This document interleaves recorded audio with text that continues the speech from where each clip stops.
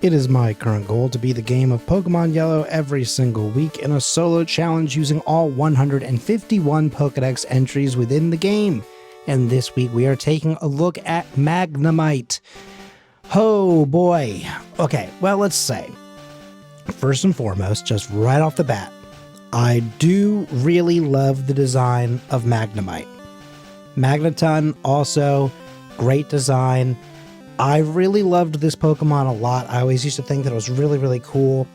And the fact that in second generation, we get a new typing added to it, the Steel typing, kind of helps solidify this Pokemon as a stronger opponent and a stronger choice.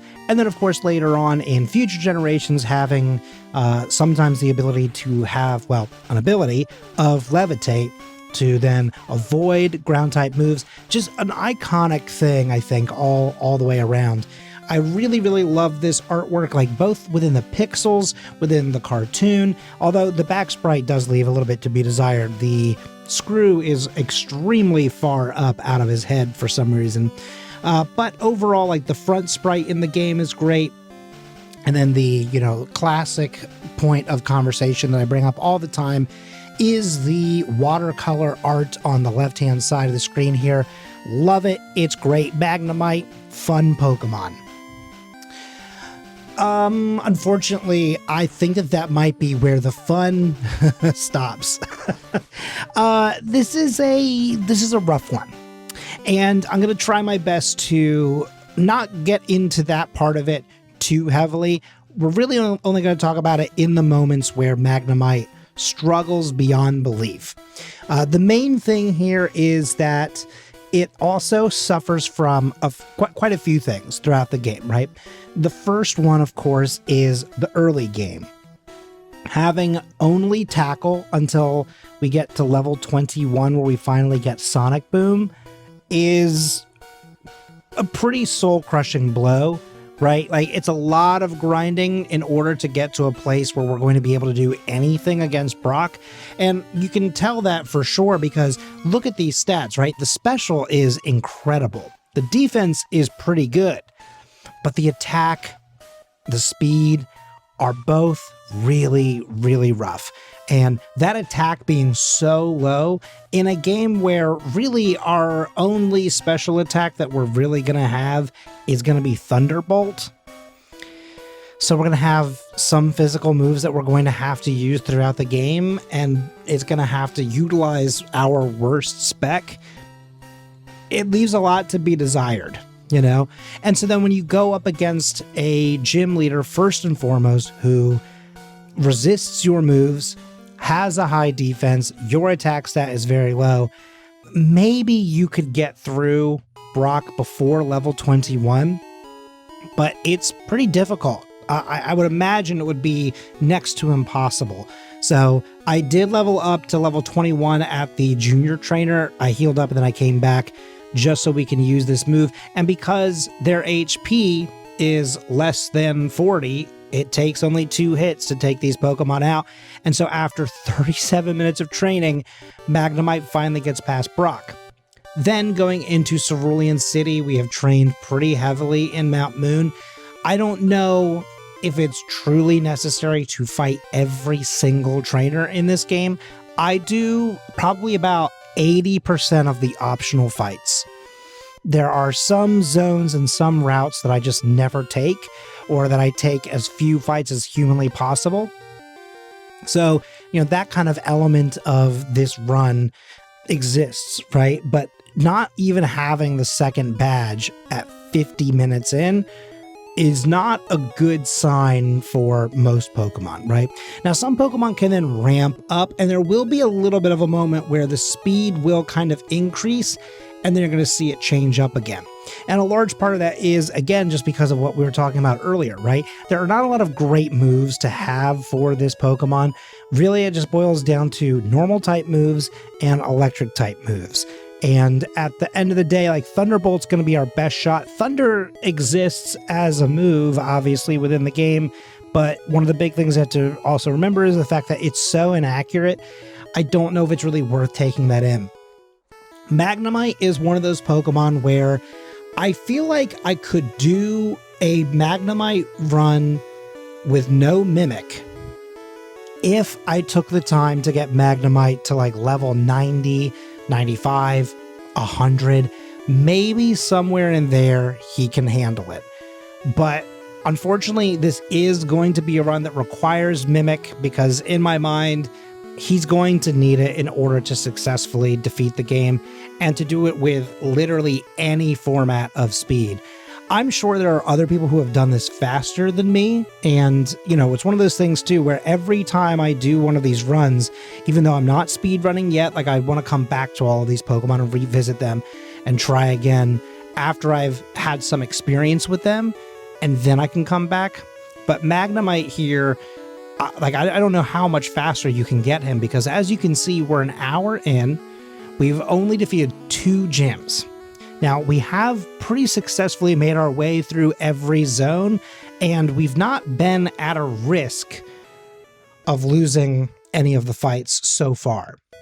That being said, so far as well, the worst fight that we've had has been the initial fight within the lab at Professor Oak's. Since then, we've actually been kind of cruising right along. A lot of that also comes from having to grind so far up in the very early game. But then even here, I absolutely am throwing this match. Like, I am doing my best Surge impression here, and yet I still beat Surge on my first try. Like, I probably could have just hit Sonic Boom. I don't think I really needed to try for Supersonic and, you know, miss 3 times in a row just to get down to 11 health and then still win it out in the end. But, you know, a win is a win, a classic thing that we love to say on this channel. Now, we are also going to obviously take all of the extra fights that are kind of like not required for the story mode, but are recommended for the story mode. That's part of the 80% of optional fights that I am taking.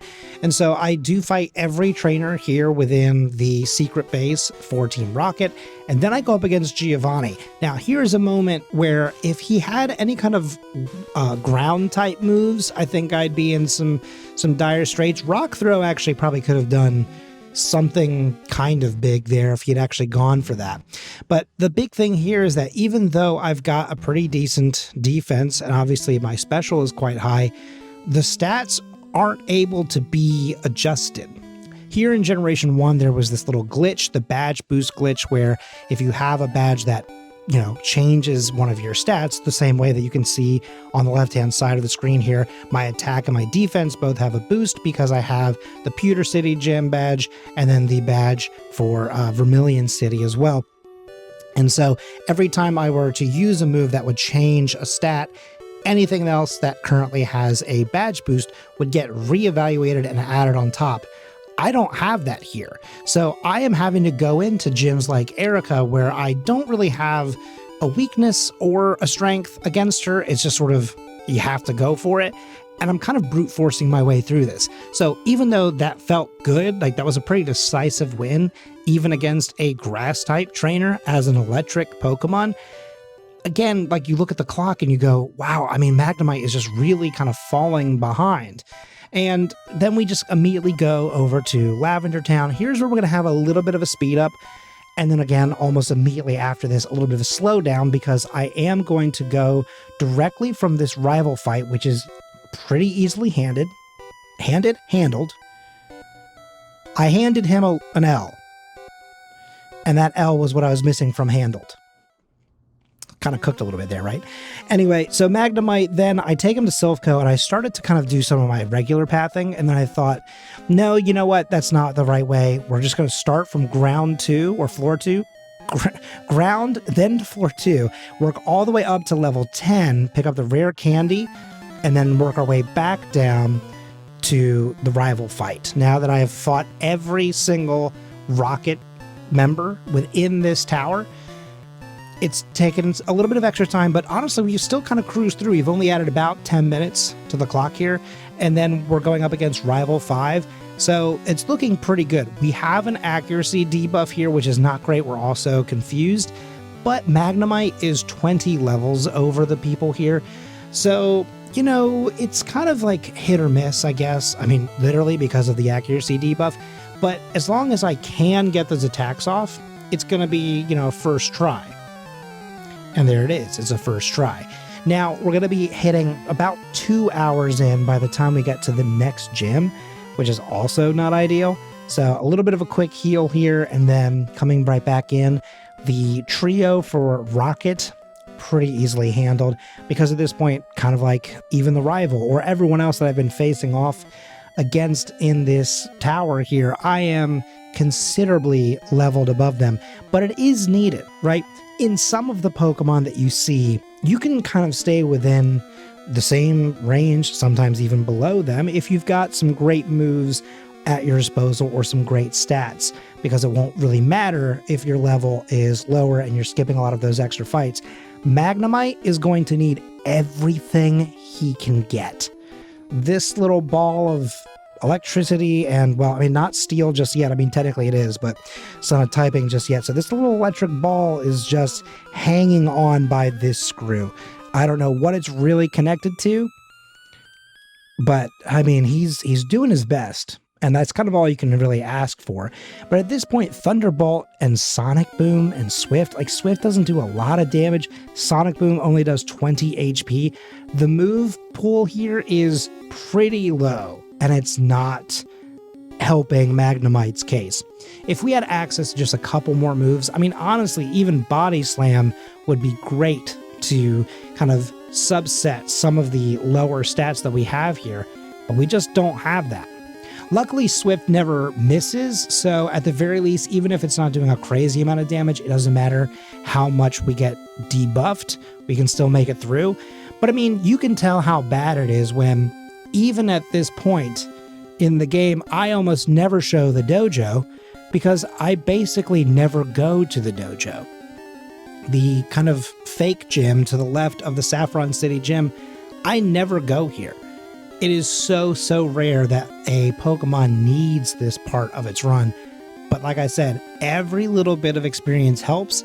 So coming in here, fighting through the extra trainers, and even being able to take home another Pokemon to add to the team that can learn strength in place of giving it to Squirtle is, I guess, fun? It's something. It adds a little bit of flavor. It helps keep the pathing a little bit different, right? But also, we're 2 hours, 12 minutes in, and we're still only 4 badges. 5 gyms, but 4.5, we'll say. We'll call that one a half gym. It's a gym in training, I suppose. And then here against Koga, luckily our special is so high up that he couldn't really touch me. He does poison me, obviously, there last second. But Thunderbolt, again, kind of like Erica, not even the strongest option that could be out there.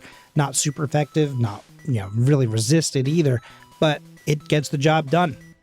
Now, here against Sabrina, this is an interesting choice. I feel like just because my special is so high, and even though theirs is also high, I was thinking everything should be 1, maybe 2 shot. Then they start using Reflect, which actually boosts their defense, and I go, okay, let's just go for it with Thunderbolt, and it gets the job done. However, that was a crucial moment. I want you to remember that in like your back pocket, or in the back of your mind, or however you want to view that. Just sort of put a little asterisk and a little note, something that we're going to swing back to in a bit. Then up against Blaine, at this point, we're sitting pretty, our speed is better, and so just kind of brute forcing our way through. Once again, it gets the job done. This is a great moment in which not having steel type moves, or a steel type Pokemon rather, is actually to our benefit, at least within this generation. Going up against a fire type trainer, Blaine is so easy. Like at this point, I guess maybe the one good trade-off for this Pokemon is the fact that we are making it to the 8th gym before we have a reset. And unfortunately, yes, I know that's kind of bearing the lead a little bit there, but you're going to notice pretty quickly that we're going to have a reset. Like we're not even going to make it past Nidoqueen. So what I do here is I quickly jump out.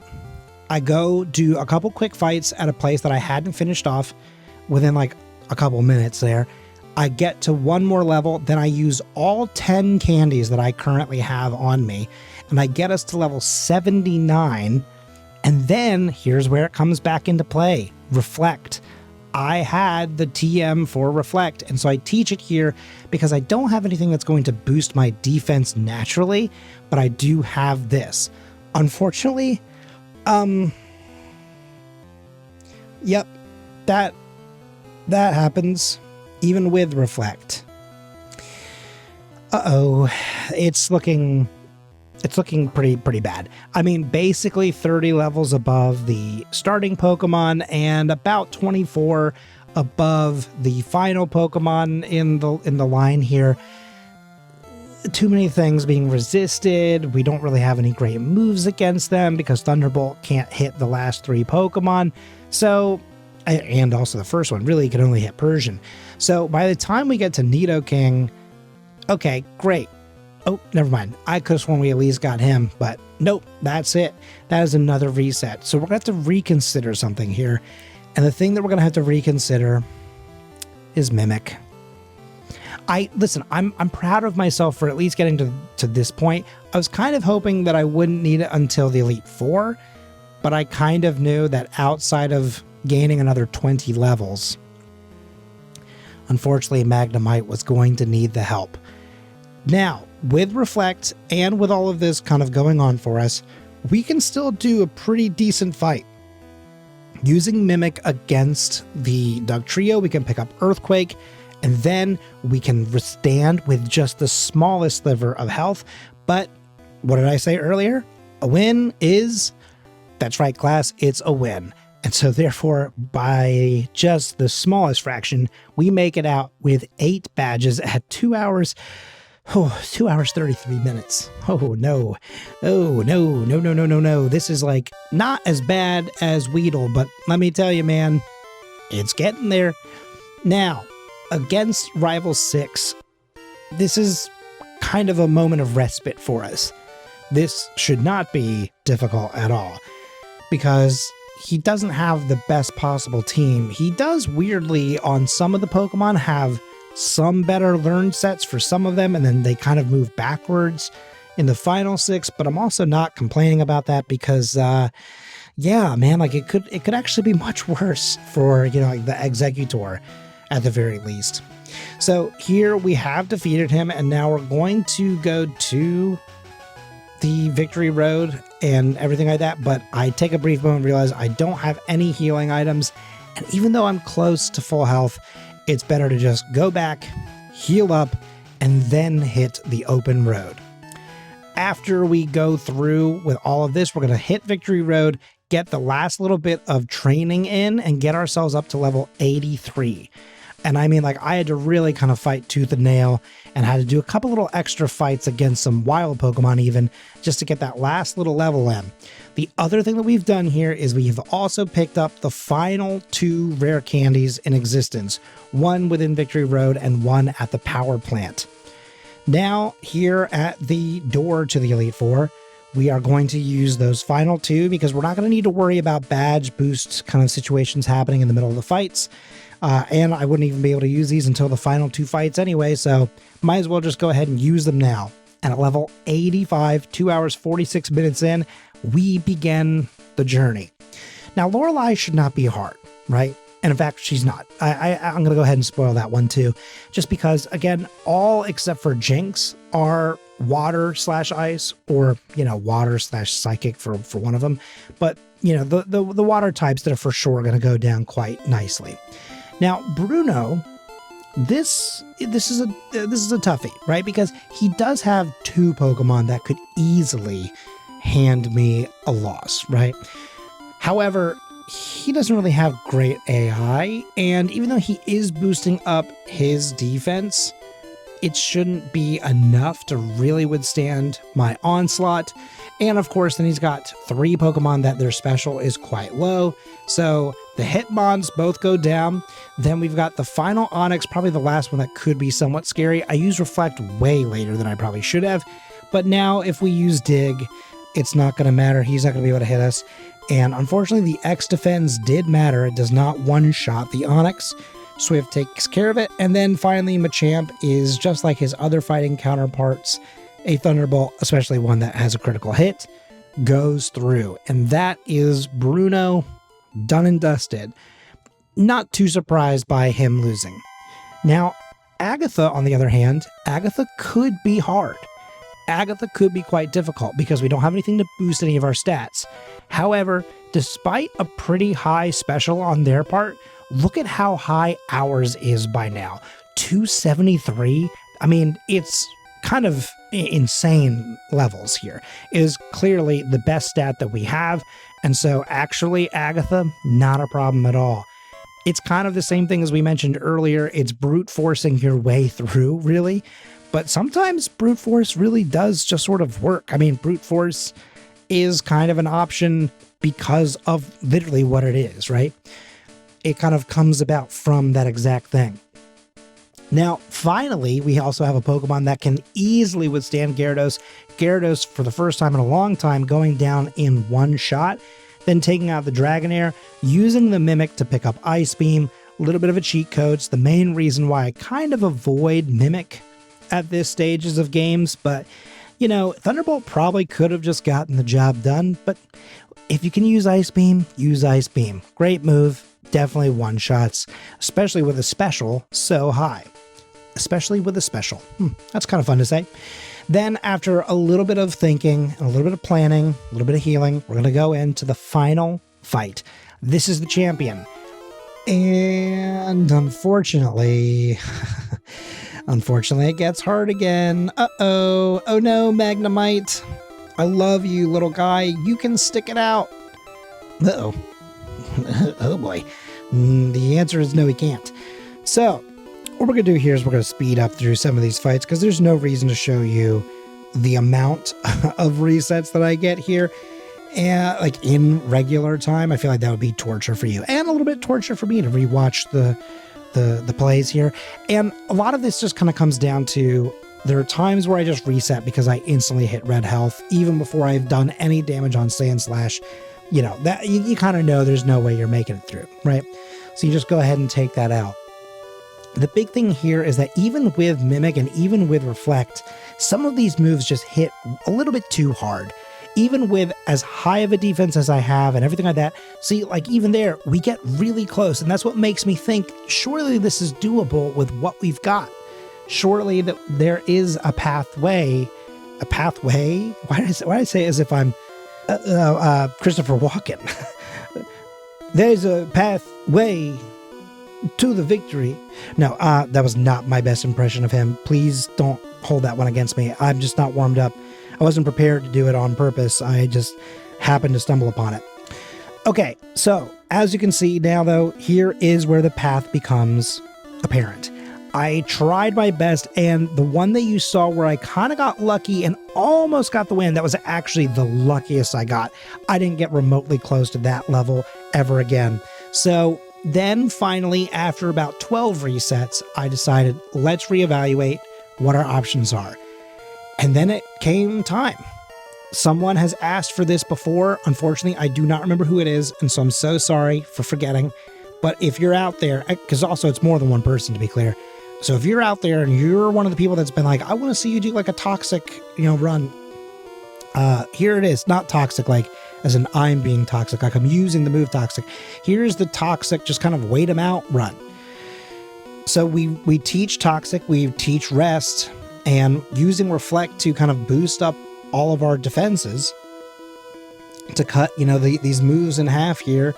Even if I get leech seeded, it's just kind of very small chip damage. The reflect helps me stay healthy against pretty much everything else. Thunderbolt is the only attacking move that I have at this point, but my special is high enough that even with Magneton resisting me, Ninetales, Magneton, and of course Vaporeon stand no chance now that I've gotten through the harder part of the fight. Magnemite makes the W at 3 hours and 3 minutes and 4 seconds with 16 resets. I don't really know how I can take much more time off this guy, but someday, maybe, if the fans really want to see it, we will come back and attempt Magnemite at a faster time. But for now, despite the frustrations, I still had a very good time with this Pokemon, and I hope that you did too. As always, if you have made it this far and you're not already subscribed, please consider hitting that button. I'm trying to hit 500 subscribers. And of course, you can always like, share, comment, Any kind of interaction that you give to the channel, and especially the videos, always helps out smaller creators like myself who are trying to make content creation their full-time job. Be kind to yourself, be excellent to one another, and I will see you all next week for another solo challenge in Pokemon Yellow.